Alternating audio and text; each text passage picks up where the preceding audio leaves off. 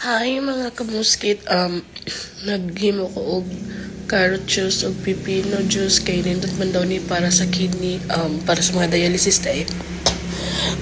Nindot daw ni siya inomon. So kaming duha nag-inuman no kay lami good siya. Walay char, so ako ana siyang gipikas-pikas og gamay. Ambot yung blender akong gamit nga na amta ko'y juicer. My God, nahago ko ani kay ako ang giblend, tapos ako pa yung gisala, leche. Nahago ko, may ugma juicer na ako gamiton para diretso-diretso, yate. Ko magud kay ito nga juicer ba, di uganan mo gamit. Hindot unda itong gagmay lang. Nakita mo na ako, hindot ang blender, pero hago hindi magsala, nagud ka.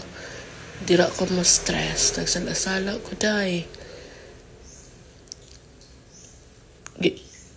Na dugaya uy. Kapoy mag voice over flower.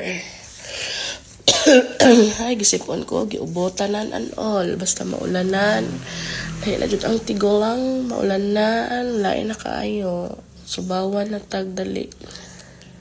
Manapak ako na siyang gi-slice taas di ay ani. Uy yati. 2 minutes man di ay ni. Napak, slice. Ay, kadugay ito mag-blend ako na part. Ay, kana siya kay 6 ka carrots pag siguro to niya isa ka pipino dako siya tapos nakaduha ka glass me. Samot na siguro og juicer akong gigamit kay ma-separate siya ang mga sapal. Kasi daghan ang mabuhat. Bukas, yun ang gagawin ko, charis.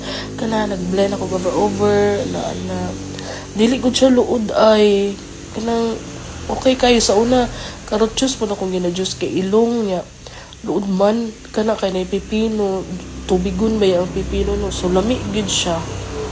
So, kana laging, ay, nako, healthy ta. Ako gibutaw ng honey, lemon ginger tea, kay, para mas mulami. So, perfect yun siya.